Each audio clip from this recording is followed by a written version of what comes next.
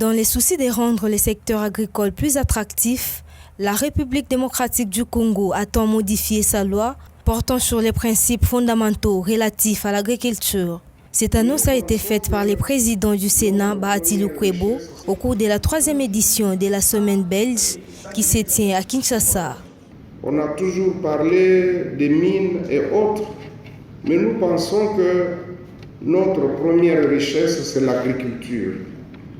Et je suis heureux de vous annoncer que nous sommes en train de travailler sur la proposition de loi pour modifier la loi portant sur les principes de l'agriculture de manière à rendre ce secteur-là plus attractif.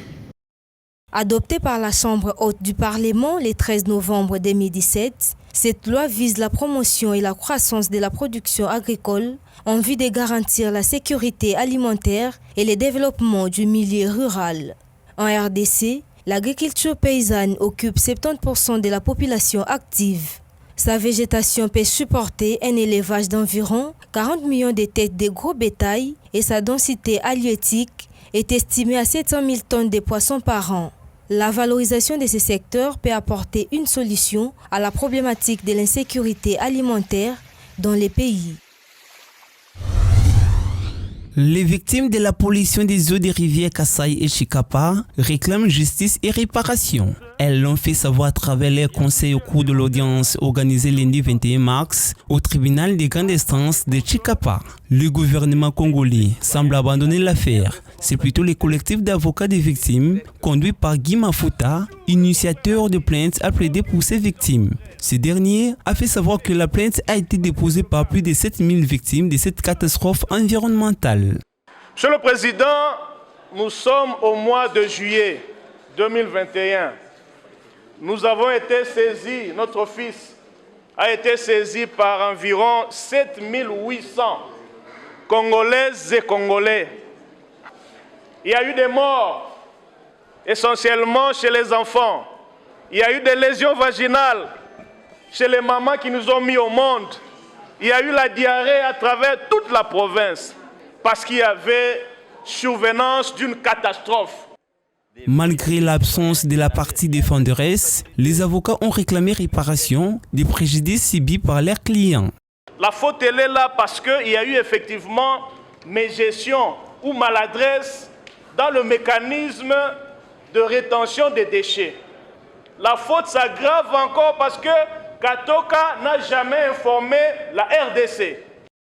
La rédaction d'Environews Télévision a contacté les experts juridiques pour savoir l'impact des procès sans la partie défenderesse, les lieux où devraient se tenir les procès de cette nature et l'instance habilitée à juger les deux parties, à savoir les entreprises angolaises et les victimes. Tous nos efforts pour les joindre sont restés en vain. Rappelons que le Conseil sollicite 100 000 $ américains à guise de dommagements et intérêts. Pendant ce temps, l'affaire a été prise en délibéré. Le jugement sera rendu public dans les délais fixés par la loi. Impliquer les communautés locales dans les différentes activités sur la réserve de biosphère de Yangambi figure parmi les recommandations formulées au cours de l'atelier sur le projet faire de la réserve de biosphère de Yangambi un pôle scientifique d'excellence sur le climat et la biodiversité tenu du 21 au 22 mars à Kinshasa. Évidemment, il y a eu des recommandations qui ont été faites, notamment la notion et les principes de la réserve de biosphère doivent être bien compris par les autorités locales, les communautés locales et toutes les parties prenantes. Une bonne synergie entre les parties qui œuvrent dans la réserve de biosphère de Yangambi. Une bonne implication des communautés locales dans les différentes activités des réserves de biosphère de Yangambi. Un zonage clair issu d'un processus participatif. Pour cet administrateur du territoire d'Isangui dans la province de Chopo, ce projet est d'une grande importance pour le développement durable de la forêt congolaise. Cet atelier, c'était juste pour voir dans quelle mesure transformer cette réserve de biosphère de Yangambi en un pôle scientifique d'excellence sur le climat et la biodiversité. Donc c'est là toute l'importance. Aujourd'hui on dit le Congo c'est un pays solution. Voilà, pour le changement climatique. Vous savez que toutes les autres forêts n'existent plus. Il n'y a que l'Amazonie peut-être, oui, avec notre forêt à nous, dans la cuvette centrale, et principalement de la RDC, qui constitue le poumon du monde. Sans cette forêt-là, le monde sera en danger. Yangambi est devenu aujourd'hui un centre incontournable par où passe toute les recherche avec l'implantation de la tour à flux, un instrument indispensable qui permettra de mesurer la quantité de carbone séquestrée par forêt. D'après cet administrateur, la population a intérêt à préserver cette forêt qui constitue une richesse climatique mondiale. L'initiative des Congolais pour produire des médicaments qui luttent contre le Covid-19 en République démocratique du Congo a attiré l'attention du Congo-Brazzaville. Le chef de la délégation du bureau régional de l'Organisation mondiale de la santé OMS de ce pays voisin a, au cours d'une visite au pays, dit être satisfait des avancées constatées en RDC dans la lutte contre cette pandémie. Nous sommes venus voir avec les autorités des progrès qui ont été réalisés dans ce pays et voir aussi les défis et voir comment l'OMS peut appuyer le pays pour aller plus loin dans la recherche sur les médicaments contre la COVID-19. Le produit local Doubaz C a été à l'honneur de cette visite. Depuis l'arrivée du Covid-19 en RDC, ce produit a démontré son efficacité à traiter cette maladie. Au cours d'une interview exclusive accordée à Environews RDC par l'assistant du docteur Constant Bachengezi Mihigo, initiateur de cette recherche, une inquiétude a été présentée. C'est celle de constater le manque d'attention du gouvernement central sur ce genre d'initiative qui pourtant peuvent aider la population. Déjà, l'équipe de l'OMS est venue à Kinshasa pour Doubaz C, pour vérifier la conformité de l'étude clinique qui a été menée par l'Université de Kinshasa à travers la faculté de médecine et les cliniques universitaires. Donc, c'est tout pour nous. Et aujourd'hui, on peut dire que ce produit-là coûte combien sur le marché? C'est les médicaments. On ne donne pas les prix des médicaments comme ça. Retenez ceci, madame. Si le gouvernement respecte le gouvernement qu'il donne, qu'ils vont soutenir l'initiative locale, si le gouvernement subventionne les industries pharmaceutiques des Congolais, ce médicament-là sera très moins cher. Nous faisons face pour produire du base et par rapport au prix qu'il est vendu sur les marchés, nous ne gagnons presque rien. Mais normalement, le gouvernement doit nous accompagner pour que les prix soient abordables à tous.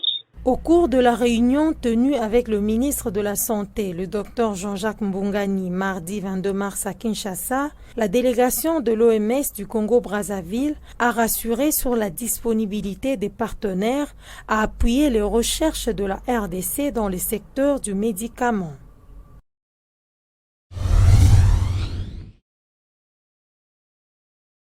La première conférence internationale sur la gestion des volcans de Virunga ne cesse de susciter des débats.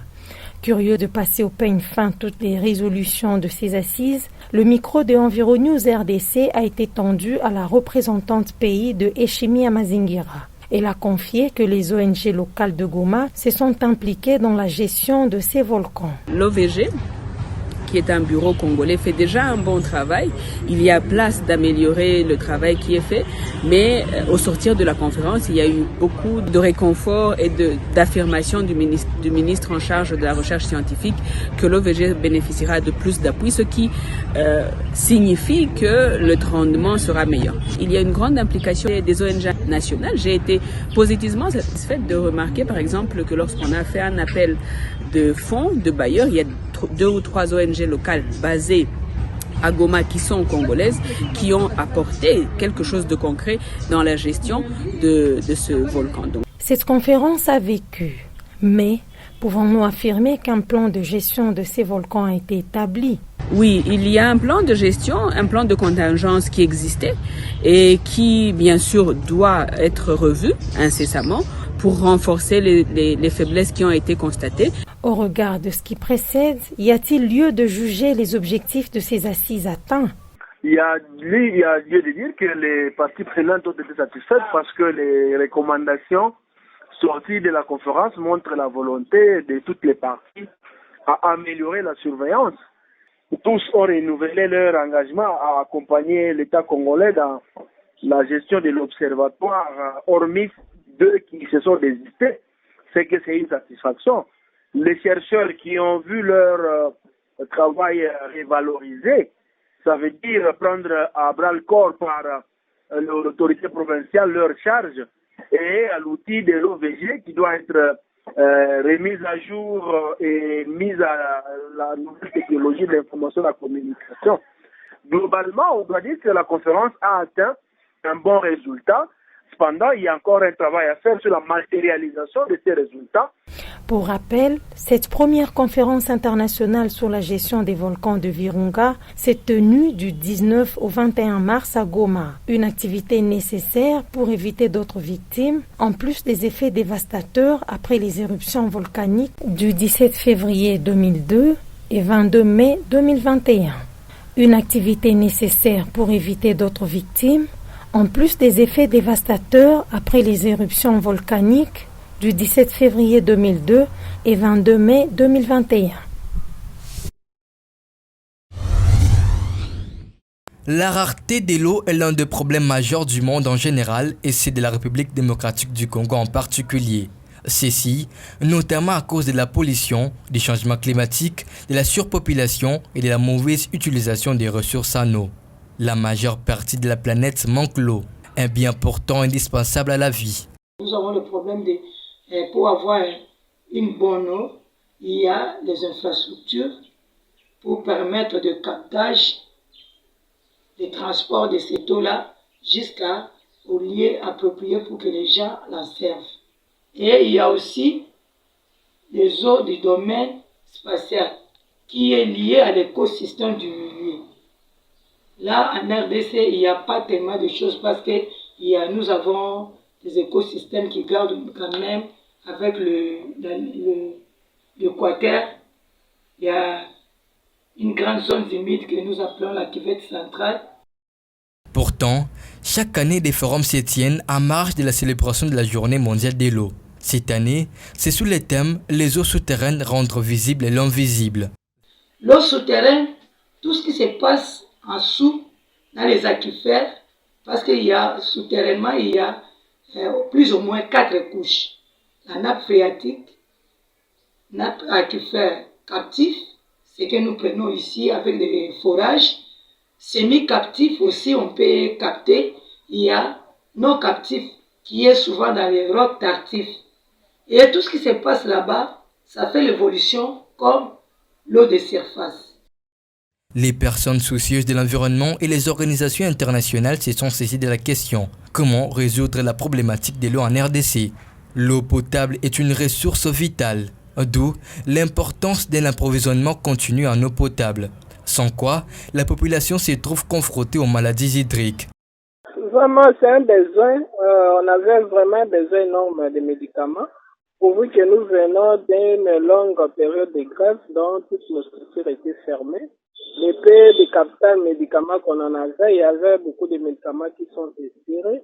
Donc il y avait un besoin énorme. Donc le ministre national de la Santé a répondu favorablement à nos besoins. Même situation dans les territoires d'Ngandajika, province de Lomami. L'eau de pluie est à la base de plusieurs maladies. Conséquence, cette province a fait face à une épidémie de choléra qui a causé une centaine de morts en 2017. L'UNICEF estime que d'ici 2040, près de 600 millions d'enfants pourraient être touchés par des pénuries d'eau. Si Kinshasa éprouve des difficultés d'accès à l'eau potable, la situation est catastrophique dans les périphéries et les provinces. Le 18 décembre 2016, c'est depuis 2016 qu'une érosion de 7 km s'est produite, emportant tous les canaux d'eau. Nous étions dans l'incapacité d'avoir de l'eau ici. Pour avoir de l'eau, vous devez vous réveiller à 3h, 4h du matin. Question d'arriver à temps au forage.